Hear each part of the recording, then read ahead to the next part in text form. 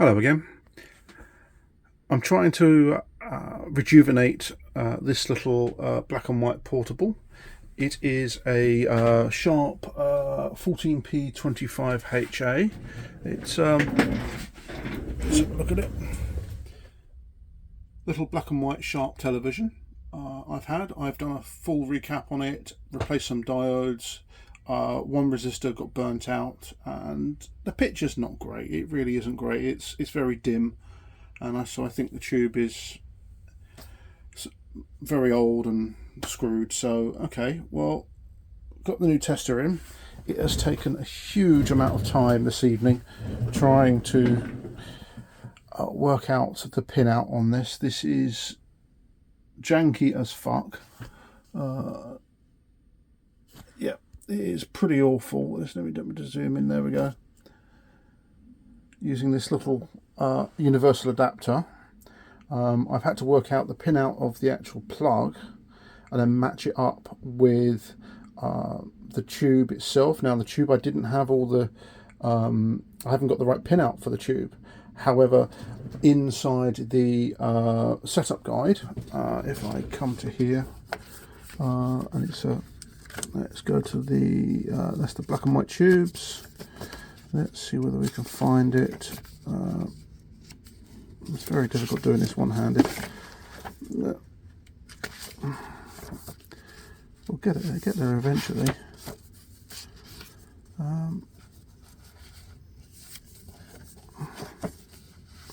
310.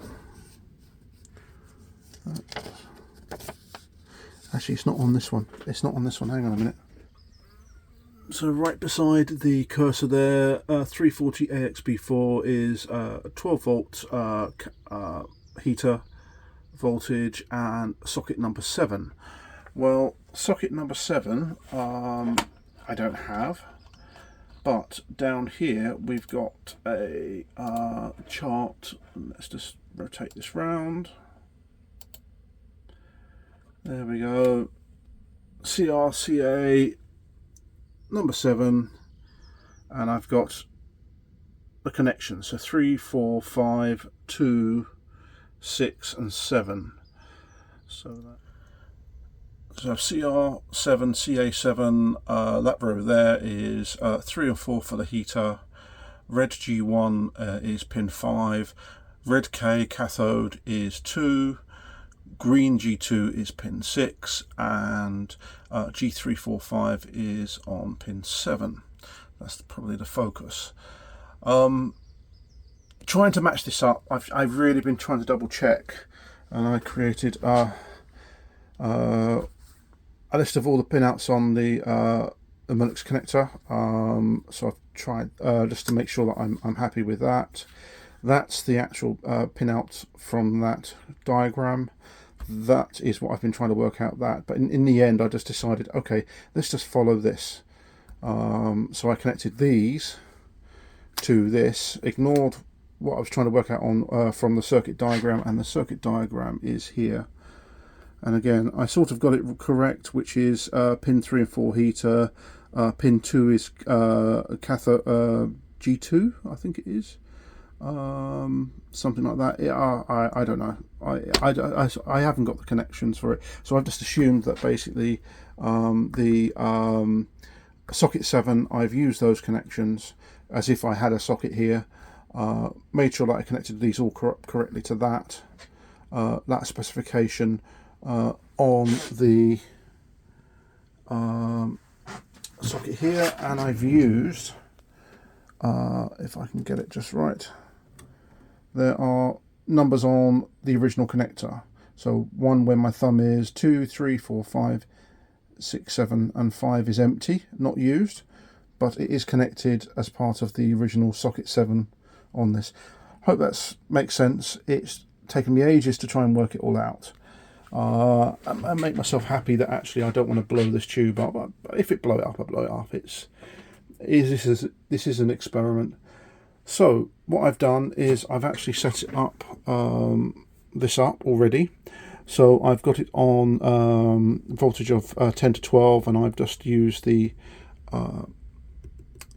heater control there just to get it up to about right. And what I can do is I can actually show you that. So there we go. So we're actually a little bit lower. So I'm just going to bring that up to about there. Because this had a star beside it on the book, I've set the G1 volts to 70 volts. That's fine.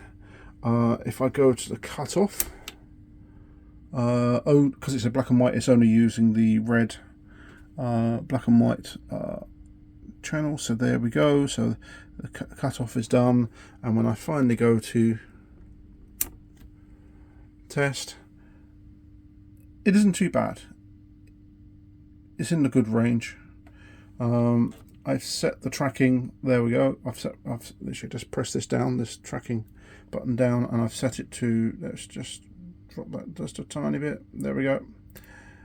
To there. And yeah, it's there and it's running. And it's in good. But it's quite, the emissions aren't great on this tube.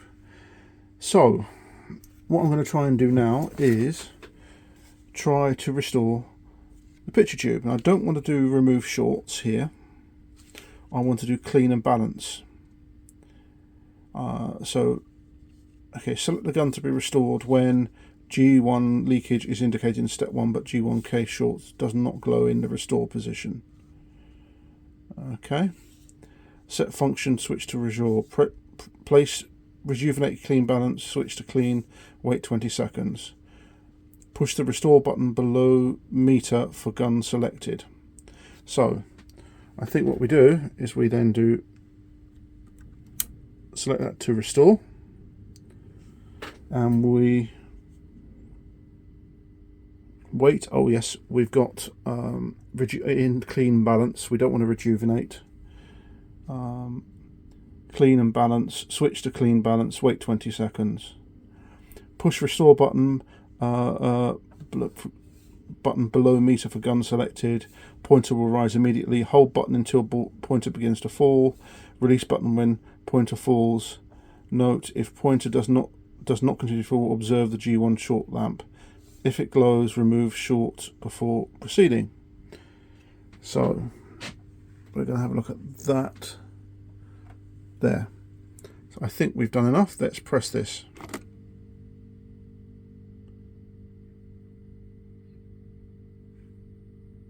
And yep, we've certainly heard the transformer buzz. It could have been a short, I don't know. So push, okay, that's fine. So emissions in the bad, let's turn that back to, oh wow, it's pegging the meter. Absolutely pegging the meter. Wow. Okay. Well, it did something, didn't it? It's coming back down to close to where it is. So, okay. Let's... yeah, that's all good.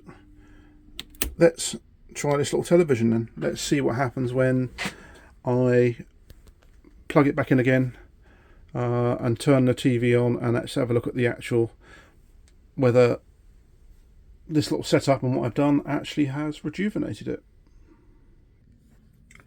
Right, okay, so I've got the TV back round again. I've got an input to the TV on the RF. I've put the cap back on the end of the tube. I've got it plugged in, but I haven't turned it on. Let me just turn on this. There should be a disc in. Yeah.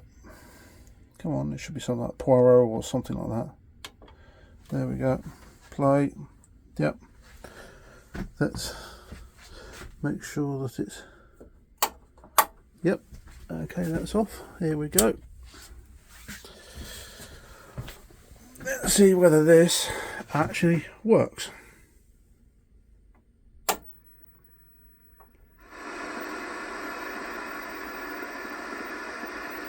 Have we blown the tube?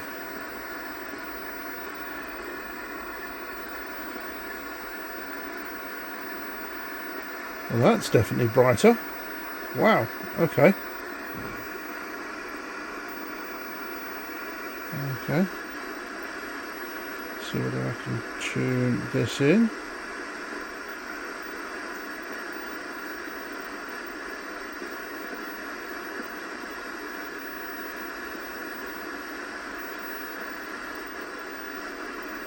Okay, let me go into Pro mode so it's not flickering so much. Hold on. Right, there we go.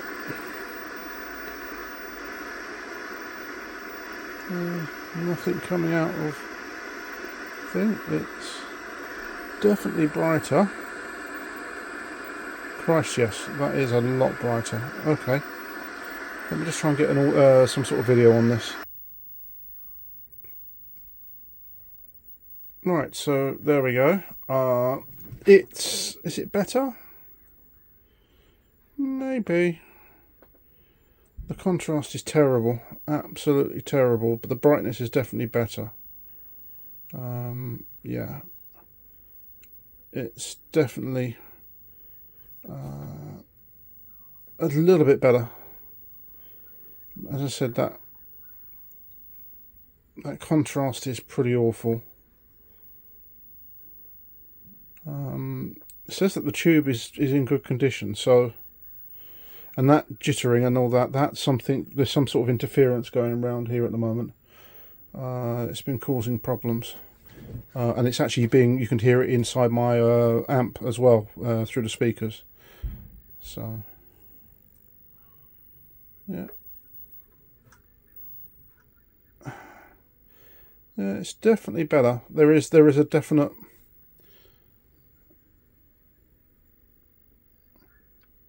brightness going on. There are an extra sort of zing, but it's that contrast is quite touchy. It's just a tiny amount. Okay, right, let me have a look around the back. Okay, so I've just changed one of the connectors on the back, and I'll show you. It's that one there, which is the focus, which is basically 2 pins, and you can choose either pin 2 or pin 1, just there. So I've changed it over back to pin 1.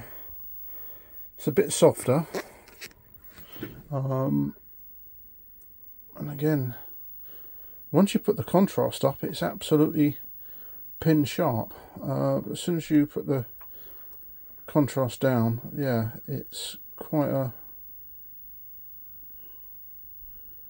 trying to work out what that. Don't think it's the tube. I don't think it's the tube. So if I put that down, so that's there. That's with the brightness all the way down, and I keep on turning, and it's about there, which is halfway. So it's as if there's not enough screen voltage. I'm not sure. So if I then turn that up, see, that is actually pin sharp, but that's the contrast pegged all the way up. So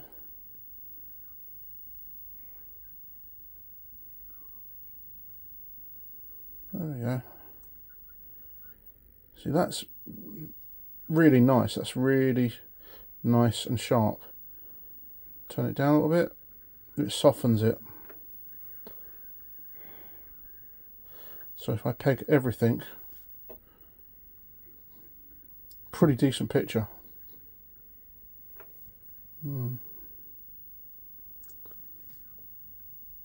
But the tester says it was good. Okay. Yeah, okay, alright, let's hang on a minute. So I've put the original cover back on, and what happens is these sort of smoked covers, as you can see, it looks quite reasonable there. as soon as you put the original smoked cover back on, it looks a bit darker. And what tends to happen is it drives the CRTs a lot harder with this smoked cover on it, this decorative cover. So yeah, it runs the life out of the tube more. I'm not sure, as I said, if I whack everything up, it doesn't appear, but that is literally full tilt. That's every single controller at full tilt. Bring it down a little bit and down, as you can see. It's quite difficult to see. Take that off. It's a bit better.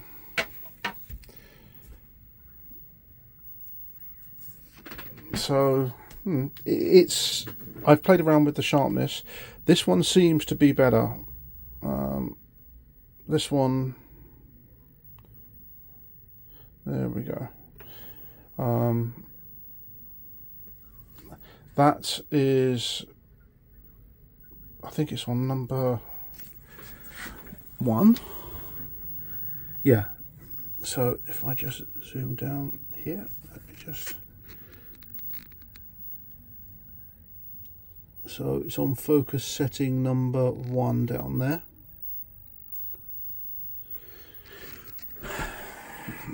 And yeah, Power off them. Good. Controls on automatic takeoff. Evacuate the ship. Hurry. There they are. All seems okay. It is definitely brighter, I will say that. There's no doubt about it. It's done something.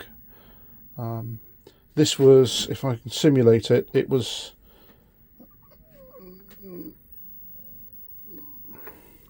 like that. It was, there we go, in the camera. That was at full blast. Last time I actually used this telly. So now we've got quite a range there, and yeah, that's not all the way up. There we go. But the contrast is pretty much, yeah. Wonder whether it's an electronic problem rather than the CRT.